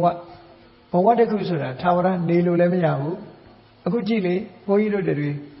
တဖြည်းဖြည်းငယ်ရာနေပြီးတော့ကြီးလာကြတယ်အိုးလာကြတယ်နောက်ဆုံးမှနာကြတေကြတယ်ဆိုတာဖြစ်တယ်မလွဲမသွေပဲဘယ်သူပဲဖြစ်ဖြစ်ဒီလမ်းကြောင်းနဲ့သွားအဲ့တော့နောက်ဆုံးသေဆုံးသွားပြီဆိုတဲ့အခါမှာဒီရဲ့ကံမျိုးစေ့ကတခါပင်ပေါင်းမှာပဲမကောင်းတာတွေလုပ်ရင်မကောင်းတဲ့ပုံမှာသွားဖြစ်အောင်ပဲကောင်းတာလုပ်ရင်ကောင်းတဲ့ပုံမှာသွားဖြစ်အောင်ဟောကံကြမ္မာရဲ့မျိုးစေ့တွေကဘဝအပင်တွေကိုရှင်သန်စေအောင်မှာပဲအဲ့ဒါကြောင့်တန်တရားဆိုဒီမှာကံတရားမကင်းသေးတဲ့မြတ်ကိလေသာမကင်းသေးတဲ့မြတ်တဘဝကနေတဘဝဖြစ်နေတာကိုတန်တရားလို့ခေါ်တာမိမိနဲ့ဆက်ဆက်နေတဲ့ယုံ nant တွေကိုအသစ်ထုတ်ပြီးတော့အသစ်ဖြစ်စေပြီးတော့သွားနေအောင်ပါပဲအဟောင်းဒီအသစ်ရဲ့အကြောင်းနော်အဟောင်းကိုအကြောင်းပြုပြီးတော့အသစ်တွေဖြစ်ရအဲ့ဒါလို့အဟောင်းနဲ့အသစ်စင်စစ်မပြတ်ဆက်ဆက်ပြီးတော့ဖြစ်ပေါ်ပြီးတော့ပဋိစ္စသမုပ္ပါဒ်ရဲ့ဒေသနာတော်အတိုင်းပဲအဝိဇ္ဇာဆိုတာလုံးတင်တာနဲ့မလုံးတင်တာအမှန်မသိဘူးမသိသည့်အတွက်ကြောင့်အဝိဇ္ဇာပစ္စယသင်္ခါရတဲ့ဟောကုသိုလ်အကုသိုလ်တွေဖြစ်လာတယ်ကုသိုလ်အကုသိုလ်တွေလုံးမိတဲ့အခါကျတော့ဘာဖြစ်တော့သင်္ခါရပစ္စယဝိညာဏနဲ့ဘဝမျိုးစေ့တစ်ခုဖြစ်လာပြန်အေးလုံးမိတော့ဘဝတစ်ခုရလာပြန်တယ်ကံကြောင့်ဘဝတစ်ခုဖြစ်လာတယ်ဖြစ်လာတဲ့အခါကျတော့ဘာဖြစ်တော့ဝိညာဏပစ္စယနာမရူပပရိသေမျိုးစိတ်တွေရောက်လာတဲ့အခါကျတော့နာမ်ယုတ်တွေဖြစ်လာပြန်နာမ်ယုတ်တွေဖြစ်လာတော့ဘာဖြစ်တော့နာမ်ယုတ်တွေထဲမှာ sense organ ဆိုတဲ့ပြင်ပနဲ့ဆက်သွယ်တဲ့အရာတွေပါလာတယ်မျက်စိနားနာလျှာကာယစိတ်တမနဆိုတာအဲ့ဒါကိုနာမရူပပစ္စယတာလာရဲ့တဏှာအေးမျက်စိပါတော့မြင်စရာတွေမြင်လာတယ်နားပါတော့ကြားစရာအတန်ကြားရပြန်တယ်ပြင်ပတွေနဲ့ဆက်သွယ်လာတယ်အဲ့ဒါကိုတာလာရဲ့တဏှာပစ္စယဖတ်တော်လို့ပြောတာဆက်သွယ်လာတဲ့အခါဘာဖြစ်တုံးဆိုအတွေ့အကြုံခံစားချက်တွေဝင်လာတယ်ဖတ်တာပစ္စယဝေဒနာကောင်းတယ်ဆိုတယ်ခွဲခြားလာပြီအဲ့တော့ဖတ်တာဖြစ်လာရင်ဝေဒနာဖြစ်လာတယ်ဝေဒနာဖြစ်လာရင်ခံစားမှုကိုအကြောင်းပြုပြီးတော့လူတွေကဘာဖြစ်ပြန်ဝေဒနာပစ္စယတဏှာဆိုပြီးတော့လူချင်းမှုတွေဖြစ်လာပြန်တယ်အဲ့ဒီလူချင်းမှုကပြင်းထန်လာတဲ့အခါတဏှာပစ္စယဥပါဒနာဆိုဆွဲလန်းမှုတွေဖြစ်လာအဲ့ဒီဆွဲလန်းမှုတွေဖြစ်လာတဲ့အခါဥပါဒနာပစ္စယဘဝတစ်ခုဆိုတာဖန်တီးလာကြတယ်ယုံနာခန္ဓာတွေပေါ်လာတယ်ကံတရားတွေလှုပ်လာပြန်တယ်လှုပ်လာတော့ဘာဖြစ်လဲဘဝပစ္စယဇာတိပြန်ပြီးတော့မွေးပြန်ပြီမွေးတော့ဘာဖြစ်လဲဇာတိပစ္စယစရာမရဏအိုးတယ်သေးတယ်ဆိုတာဖြစ်လာတယ်ဟောဒီတိုင်းသွားနေစဉ်းစားမပြတ်အဲ့ဒီကနေပြီးတော့ မအိုခင်စัจ जा မသိခင်စัจ जा ဘာတွေတွေ့ရတော့တောကဆိုရင်ရတယ်ပရိဒေဝငိုရတယ်ဒုက္ခကိုယ်ဆင်းရဲမှုတွေနဲ့ကြုံရတယ်ဒေါမနတစိတ်ဆင်းရဲမှုတွေနဲ့ကြုံရတယ်ဥပါယတစိတ်ပင်ပန်းမှုတွေနဲ့ကြုံရတယ်ဆိုပြီး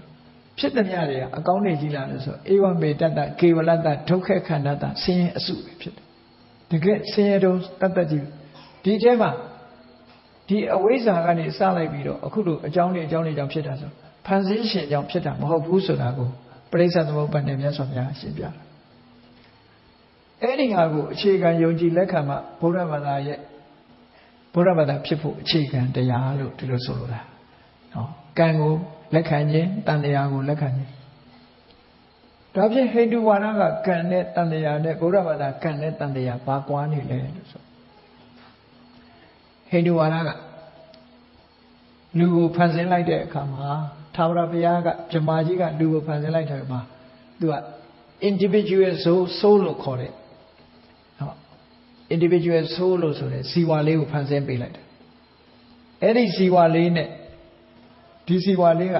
ဖန်ဆင်းဒီဇီဝလေးကမပြောင်းမပြတ်တန်တရားထဲမှာသွားနေမှာသူကအဲ့ဒီဇီဝလေးကကောင်းတာလုပ်တယ်မကောင်းတာလုပ်တယ်အလုံးဟာဒီမျက်စိကကြည့်တယ်ဆိုရင်သူကကြည့်တာမျက်စိကိုသုံးချပြီးသူကကြည့်တယ်နားထောင်တယ်ဆိုတာလည်းသူကနားထောင်တယ်ဘာလို့စကားပြောတာလဲသူပဲနော်အဲ့လိုယူဆတယ်ဒါလေးကဘုရားတကယ်ဖန်ဆင်းပေးလိုက်တယ်အဲ့ဒီဖန်ဆင်းပေးလိုက်တဲ့ဟာကံတရားတွေရှိနေလို့ရှိရင်ကိလေသာတွေနဲ့ကံတရားတွေပေါင်းစပ်ပြီးသူ့ကိုနှောင်ဖွဲ့ထားသည့်အတွက်ကြောင့်ဒီဘဝဒီခန္ဓာကိုယ်ဟောင်းရင်နောက်ဘဝနောက်ခန္ဓာကိုယ်တစ်ခုနဲ့ပြောင်းပြန်တယ်တန်တရားလဲတယ်ပေါ့ဗျာဆိုလိုတာဟုတ်သူတို့ဥပမာပေးထားတာရှိတယ်လေအိမ်တိန်ကထွက်ပြီးအိမ်တိန်နဲ့ဝင်တယ်လို့ပဲတဲ့လူရဲ့ခန္ဓာကိုယ် body တစ်ခုကနေပြီးတော့နောက် body တစ်ခုထဲဝင်တယ်ပေါ့လူသေးသွားပြီးတော့နွားရဲ့ခန္ဓာကိုယ်ထဲဝင်တယ်ပေါ့တိရစ္ဆာန်ရဲ့ခန္ဓာကိုယ်ထဲဝင်တယ်ပေါ့တခုအဲ့ဒါလိုတန်တရားလဲတာဟာဇီဝဆိုတဲ့အတ္တဆိုတဲ့အရာလေးကလဲပတ်နေတာလို့သူတို့ကယူဆဗုဒ္ဓရဲ့အဆုံးအမကြတာကြည့်အဝိဇ္ဇာပစ္စယသင်္ခါရသင်္ခါရပစ္စယဝိညာဏဆိုတဲ့မှာအတ္တဇီဝမပါဘူးတဘာဝတရားတက်တက်မြတာအကြောင်းနဲ့အကျိုးနဲ့ဆက်ပြီးတော့ယုံ nant နေဆက်ဆက်ပြီးတော့ဖြစ်ပေါ်နေမှုတာဖြစ်တယ်လို့ဒီထဲမှာမြဲတယ်ဆိုတာလည်းတခုမှမရှိဘူးဖန်ဆင်းထားတဲ့အရာဆိုတာလည်းတခုမှမရှိဘူးအားလုံးကံတရားတွေကိလေသာတွေပေါင်းစပ်ပြီးတော့အလုံးလုံးထားတဲ့အရာများတာဖြစ်တယ်ဥပမာဘာနဲ့တူတော့ဆိုလို့ရှိရင်ရုပ်သေးရုပ်ကလေးတစ်ခုကြည့်အခုခေတ်မှာဘက်ထရီအားနဲ့ရုပ်သေးရုပ်လေးတွေကစကားပြောတယ်နော်လှုပ်ရှားတယ်သွားလာတယ်အဲ့ဒီရုပ်သေးရုပ်လေးတွေမှာဘယ်သူကစကားပြောနေတာတုံးလို့တစားစီဖြုတ်ကြည့်ဖြုတ်လိုက်တာနဲ့တပြိုင်တည်းစကားပြောတဲ့လူရှာတွေ့မှာမဟုတ်ဘူးအလုံးပေါင်းစပ်ထားတဲ့အခါမှာဒီရုပ်သေးရုပ်လေးကလှုပ်ရှားနိုင်တယ်နာယီလေးကိုကြည့်မယ်ဆိုရင်လည်းအချိန်တွေကိုပြောပြနေတဲ့နာယီလေးဟာဘက်ထရီပါတယ်ပင်နယံတွေပါတယ်သူကိရိယာတွေအစုံမျက်နှာပြင်ပါတယ်လက်တံတိုပါတယ်လက်တံရှည်ပါတယ်ကဏ္ဍတွေပါတယ်အဲ့ဒါတွေစုံစုံညီညီဖြစ်မှအချိန်ဆိုတာပြောပြနိုင်တယ်တခုစီတစားစီဖြုတ်ထားလိုက်လို့ရှိရင်ရကားဆိုတာလည်းကြည့်လေအားလုံးဟာအချိုးကျဖြစ်နေတဲ့ချိန်မှာဒရိုင်ဘာကတက်ပြီးတော့မောင်းလိုက်တဲ့အခါမှာကားလှုပ်ရှားသွားဒရိုင်ဘာဆိုတဲ့အကြောင်းတစ်ခုဒီနောက်ဆုံးပေါင်းဆက်ခြင်းပဲဖြစ်တယ်အားလုံးဟာအကြောင်းတရားစုံသွားပြီဆိုမှကားရေရွှာသွားလာနိုင်တယ်အဲ့ဒါလိုပဲလူတွေဟာစကားပြောတယ်မလုပ်တယ်ဆိုတာအကြောင်းတရားတွေစုံစည်းသွားတာဖန်တီးတာများတာဖြစ်တယ်ဘယ်ဖရာတခင်ကဖန်ဆင်းလို့မှဖြစ်တာမဟုတ်ဘူးကိုယ်တဏ္ဍာမှာဖြစ်နေတဲ့ကံတရားတွေဒီရုပ်တရားတွေနံတရားတွေဟာပေါင်းစပ်ပြီးတော့ရုပ်သေးရုပ်ပမာလှုပ်ရှားသွားလာနေခြင်းများတာဖြစ်တယ်လို့မြတ်စွာဘုရားဒီလိုဟောတာအဲ့တော့ကံကံဤကျိုးကိုယုံကြည်ခြင်းတဏှာကိုလက်ခံခြင်းဇီဝကိုညှင်းပယ်ခြင်းအတ္တကိုညှင်းပယ်ခြင်းလို့ဆိုတဲ့ဒီအချက်တွေနဲ့ပြည့်စုံလို့ရှိရင်ဘုရားဘာသာဖြစ်ဖို့ရအတွက်ဒါအခြေခံတရားတွေပဲကံတရားကိုလက်ခံခြင်းဟာဘာအကျိုးရှိတယ်လဲမေးကြည့်ကံတရားကိုလက်ခံသူနဲ့ကံတရားကိုလက်မခံသူဘယ်လိုကွာလဲမေးကြည့်ကိုယ့်ကိုယ်လည်းသေချာစဉ်းစားကြည့်အေးလူတယောက်ကစဉ်းစားတယ်ကောင်းတာလုပ်ရင်ငါကောင်းတာဖြစ်မယ်မကောင်းတာလုပ်ရင်မကောင်းတာဖြစ်မယ်ကောင်းတဲ့ဟာကိုလည်းငါအမွေခံရမယ်မကောင်းတာကိုလည်းငါအမွေခံရမယ်ငါလှုပ်ထံမှန်တယ်ဗျငါနဲ့ပဲ responsible ငါပဲတာဝန်ရှိတယ်လို့ယူတဲ့လူကတယောက်အေးကံဆိုတာမရှိဘူးသူဖြစ်ချင်လို့ဖြစ်တာဆိုတဲ့ပုဂ္ဂိုလ်ကတယောက်အဲ့ဒီပုဂ္ဂိုလ်နှစ်ယောက်ကိုသေချာစဉ်းစားကြည့်ဘယ်သူကလူတော်လူကောင်းဖြစ်မလဲဆိုတာစဉ်းစားကြည့်ကံကိုညှင်းပယ်တဲ့ပုဂ္ဂိုလ်ကကောင်းတာလည်းလုပ်မှာပဲမကောင်းတာလုပ်ချင်တာလုပ်မှာလေကံကိုမညှင်းပယ်တဲ့ပုဂ္ဂိုလ်ကြတော့ လူဆိုတာကောင်းစားခြင်းတယ်မကောင်းတာလုပ်ရင်ငါဒုက္ခရောက်လိမ့်မယ်ဆိုတဲ့အသိရှိတယ်ကောင်းတာလုပ်မှငါကောင်းမယ်ဆိုတော့ဟော तू ကကံကိုယုံကြည်သည့်အတွက်ကြောင့် तू ကောင်းတာတွေပဲလုပ်မယ်မကောင်းတာကို तू မလုပ်ဘူးမကောင်းတာကိုရှောင်ကောင်းတာကိုလုပ်သည့်အတွက်ကြောင့် तू ဟာလူကောင်းဖြစ်သွားခုနကပုဂ္ဂိုလ်ကြတော့လှုပ်ချင်တာလှုပ်တယ်လှုပ်ချင်တယ်ဆိုတာအကောင်းလှုပ်ချင်တဲ့လူကရှားမကောင်းတာလှုပ်ချင်တဲ့လူကများအဲ့တော့ကံကိုလက်ခံယုံကြည်ခြင်းဟာလူတော်လူကောင်းဖြစ်ဖို့အတွက်အကြောင်းတရားတစ်ခုပဲလမ်းခင်းထားတဲ့သဘောအေးဒါကြောင့်မို့ဗုဒ္ဓဘာသာဖြစ်ရန်အခြေခံတရားဆိုဒီမှာကံနဲ့ကံရဲ့အကျိုးကိုသိမြင်ခြင်းဆိုတဲ့ကမ္မတက္ကတသမ္မာဒိဋ္ဌိတန်လျာဆိုတာကိုရှိတယ်ဆိုတဲ့လက်ခံခြင်းအဲ့ဒီတရားတွေဟာဗုဒ္ဓဘာသာဖြစ်ဖို့အခြေခံအကြောင်းတရားပဲဖြစ်တယ်ဆိုတာကိုဒီကနေ့ညဗုဒ္ဓဘာသာဝင်သူတော်စင်တို့ရှင်းလင်းသဘောပေါက်အောင်ဟောကြားထားခြင်းဖြစ်ပါတယ်။ဒါကြောင့်မို့တရားချစ်ခင်သူတော်စင်ပြိဿပေါင်းတို့ဗုဒ္ဓဘာသာဖြစ်ဖို့ရာအတွက်ကံကံရဲ့အကျိုးကိုလက်ခံမှုဟာအဓိကကျတယ်ဆိုတာအဲ့ဒီလက်ခံပြီးတဲ့နောက်မှာဘုရားရဲ့တရားတော်တွေကိုလိုက်နာတယ်မလိုက်နာဘူးအဆုံးအမတွေကိုလိုက်နာတယ်မလိုက်နာဘူးဆိုတာကတဆင့်တည်းဗုဒ္ဓဘာသာဖြစ်ဖို့အ ਨੇ ဆုံးဟာကံကံရဲ့အကျိုးယုံကြည်လက်ခံတဲ့ပုဂ္ဂိုလ်မှသာလျှင်ဗုဒ္ဓဘာသာအစစ်ဖြစ်နိုင်တယ်ဆိုတာကိုကိုယ်စီသဘောကျပြီးတော့မိမိတို့ဘဝမှာကောင်းတာလုပ်ရင်ကောင်းတာဖြစ်တယ်မကောင်းတာလုပ်ရင်မကောင်းတဲ့အကျိုးဖြစ်တယ်ကောင်းတာကကောင်းကျိုးကိုပဲပေးတယ်မကောင်းတာကမကောင်းကျိုးကိုပဲပေးတယ်ကံတရားဆိုဒီမှာကုသိုလ်အကုသိုလ်ဒီနှမျိုးသာဖြစ်သည့်အတွက်ကြောင့်အကုသိုလ်ကိုရှောင်ဖို့ကုသိုလ်ကောင်းမှုတွေကိုလုပ်ဖို့ဆိုတာကိုမြတ်စွာဘုရားကဆုံးမဩဝါဒပေးခဲ့တာဖြစ်သည့်အတိုင်းမြတ်ဗုဒ္ဓကိုကိုယ်ဝယ်စိတ်ကကြတဲ့ဗုဒ္ဓဘာသာဝင်သူတော်စင်တို့အနေနဲ့အကုသိုလ်ကိုရှောင်ပြီးတော့ကုသိုလ်မှန်သမျှအကျင့်ကြံကြိုးကုပ်အားထုတ်နိုင်ကြပါစေကုန်သတည်း